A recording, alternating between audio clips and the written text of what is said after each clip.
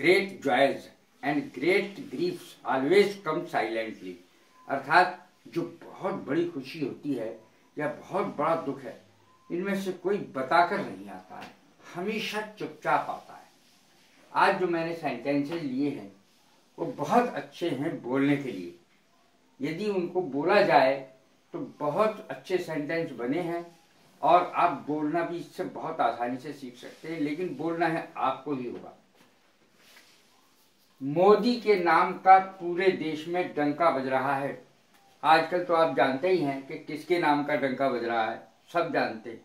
तो ये सेंटेंस समयानुकूल है, समय के अनुकूल है। मोदी के नाम का डंका पूरे देश में बज रहा है।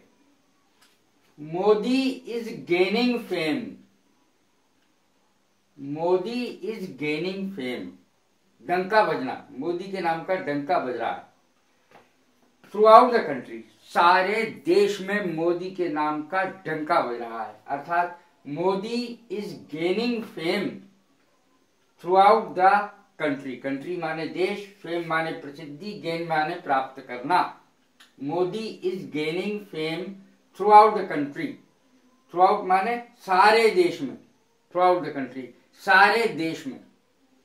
दूसरा सेंटेंस है, इंसान को जब ठोकर लगती है तब अकल आती है। ये एक ऐसा सेंटेंस है जो कभी भी बोला जा सकता है कि आदमी को जब तक अकल नहीं आती, जब तक उसको कोई ठोकर ना लगे। हम देखते ही हैं चारों तरफ कि कोई आदमी मेहनत ही नहीं करता। जैसे बच्चे हैं आजकल के, पढ़ने में मेहनत ही नहीं करते। और भी कोई है जैसे किसी ऐब में है, शराब पीने में है, जुआ खेलने में, जब तक वो पूरी तरह लुट पिट नहीं जाता, जब तक वो समझता ही नहीं है। तो इस प्रकार की चीजों में इस सेंटेंस का इस्तेमाल होता है। इंसान को जब ठोकर लगती है तब अकल आती है। Man becomes cautious. Man becomes cautious after adversity. Man becomes cautious, आदमी तब सावधान होता है आफ्टर एडवर्सिटी। एडवर्सिटी माने मुसीबत। तो जब दिन बुरे आते हैं तब उसे अकल आती है। Man becomes cautious after adversity. Man is wiser after a event. ये भी इसकी दूसरी अंग्रेजी बन सकती है। Man is wiser after event, ठोकर खा करके अकल आती है। तो ये सेंटेंस था, मैन बिकम्स, आदमी बनता है।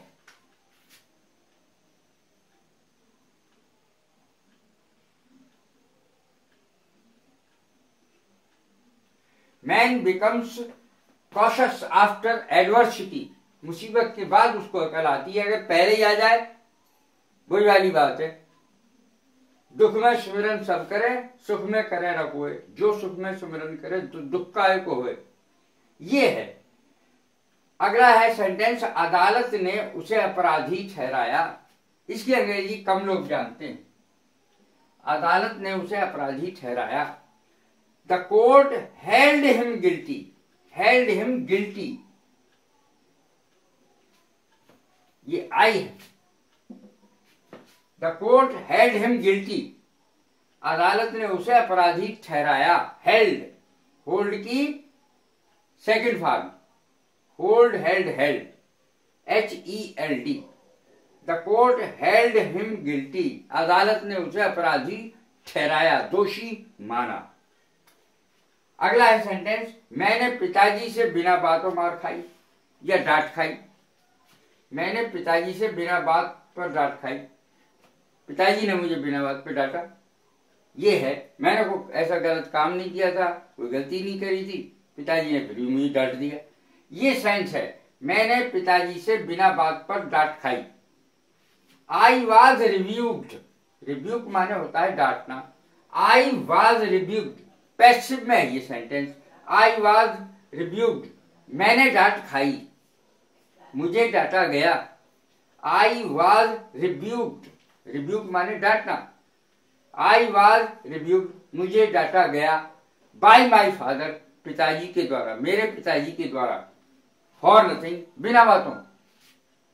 आई was rebuked by my father for nothing, for nothing माने बिना बातों। आई वॉज रिब्यूक्ड, मुझे डांट पड़ी या मैंने डांट खाई, बाय माई फादर, पिताजी से। तो इस प्रकार के सेंटेंस कब बनते हैं? जब बच्चे आपस में बात करते हैं या भाई बहन आपस में बात करते हैं, पिताजी ने किसी को डांट दिया, तो तब ये सेंटेंस बनता है, I was rebuked bye my father for nothing. और ये अक्सर होता ही रहता है। अगला है सेंटेंस, मैंने नदी में 4 डुबकियां लगाई।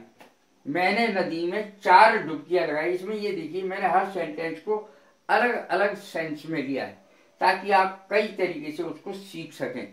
एक ही सेंटेंस नहीं है ये, अलग अलग सेंसेस में हर एक सेंटेंस है। मैंने नदी में 4 डुबकियां लगाई। आई टुक, मैंने लगाई, यहां पे ये अर्थ है टुक का। मैंने लगाई, ये टेक की सेकंड फॉर्म है और थर्ड फॉर्म है taken. Take, took, taken, TOOK second form take की। 4 डिप्स, 4 डुबकियां। In the river, I took 4 dips in the river, मैंने नदी में 4 डुबकियां लगाई। पूछते ही हैं लोग, भाई तुमने कितनी डुबकियां लगा ली नदी में? तो बोले मैंने 4, मैंने 5, मैंने 6, इस तरीके से बोलते हैं लोग। तो आई टुक 4 डिप्स, और यह 5 हो सकता है, 6 हो सकता है। आई took 4 dips in the river, मैंने नदी में 4 डुबकियां लगाई। अब अगला सेंटेंस देखें जो काफी आपको अच्छा लगेगा।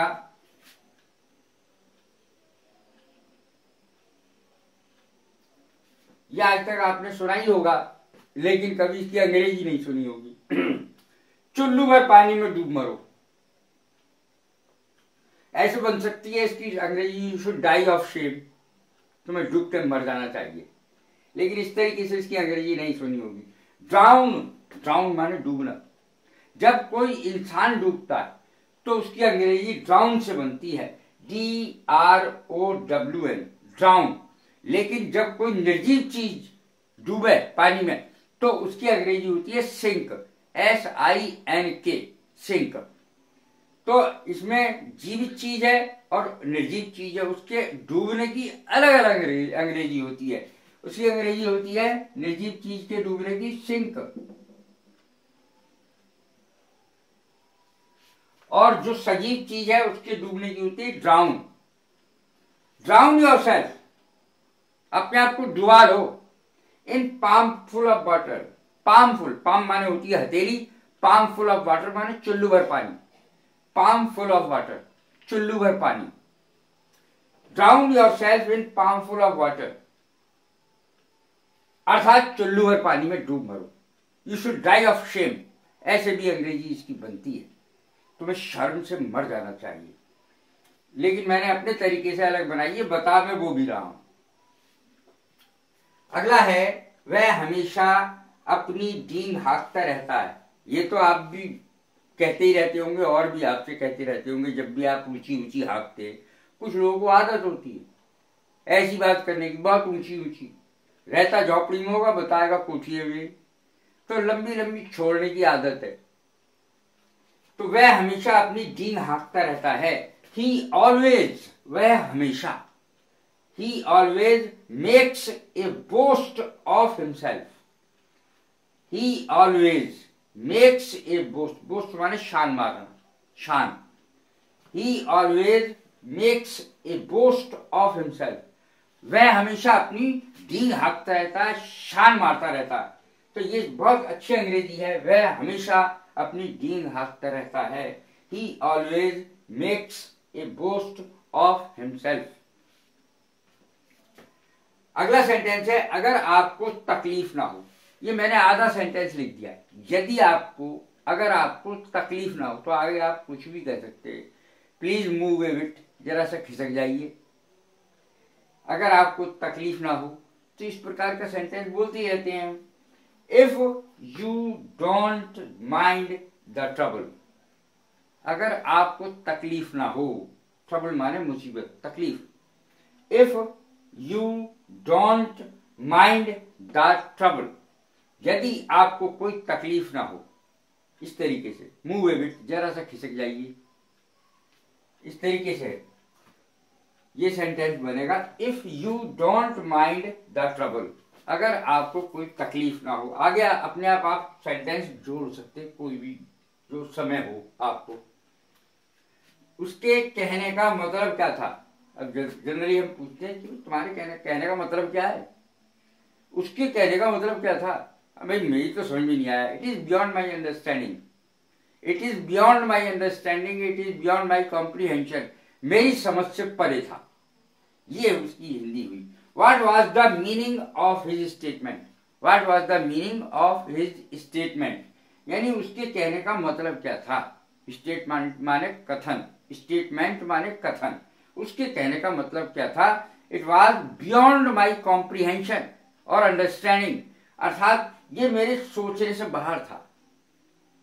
What was the meaning of his statement? I could understand. मैं समझ नहीं पाया उसने क्या कहा। What was the meaning of his statement? अगला सेंटेंस है मैं सारी रात तारे गिनता रहा।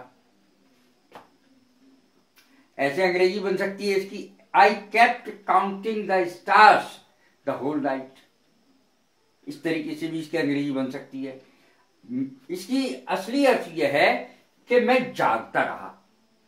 कई बार लोगों को नींद नहीं आती, जागते रहते हैं किसी वजह से, कोई फिक्र है, कुछ है। I kept awake, जागता रहा। I kept awake, मैं जागता रहा।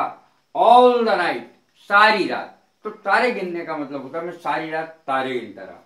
इसका मतलब ये तारे नहीं गिनता रहा, बल्कि मैं जागता रहा।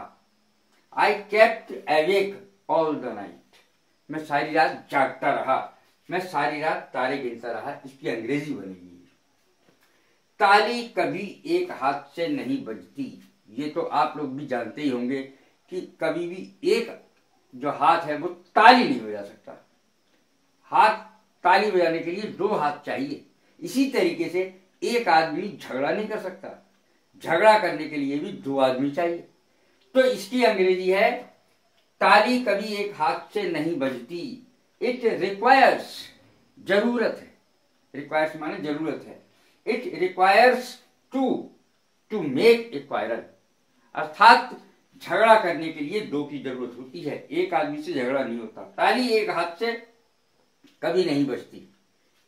गलती दोनों तरफ से होती है हमेशा। सब लोग कहते हैं मेरी गलती नहीं है, मेरी गलती नहीं है। ऐसा नहीं हो सकता, गलती दोनों तरफ से होती है, क्योंकि झगड़ा दो के बगैर नहीं हो सकता। उसने ताव में आकर मुझे थप्पड़ मार दिया। ये सेंटेंस कितना कॉमन है। उसने ताव में आकर, गुस्से में आकर मुझे थप्पड़ मार दिया उसने, या मैंने गुस्से में आकर उसे थप्पड़ मार दिया। तो ये जो सेंटेंसेज है, उसने ताव में आकर का मतलब क्या है? गुस्से में आकर, इन रेज, RAGE, रेज, गुस्से में आकर, ताव में आकर, इन रेज, उसने ताव में आकर मुझे थप्पड़ मार दिया। ही स्लैप्ड मी, स्लैप माने थप्पड़ मारना, ये इसकी सेकंड फॉर्म है। पास्ट इंडेफिनिट का सेंटेंस है ही स्लैप्ड मी इन रेज, उसने ताव में आकर मुझे थप्पड़ मार दिया। तो ये इसकी अंग्रेजी बनेगी। देखिए एक जो प्रत्येक सेंटेंस है वो बहुत अच्छा है। यदि आप उस पर थोड़ा ज्यादा ध्यान देंगे तो आपके लिए भी ये बहुत आसान हो जाएंगे, कोई भारी बात नहीं है। और भी मैंने बहुत और भी चीजें बताई हैं जो बहुत ज्यादा काम की हैं। तो यदि ये मेरी वीडियोस पसंद आ रही हो तो शेयर करें, लाइक करें, सब्सक्राइब करें। God bless you, thank you very much.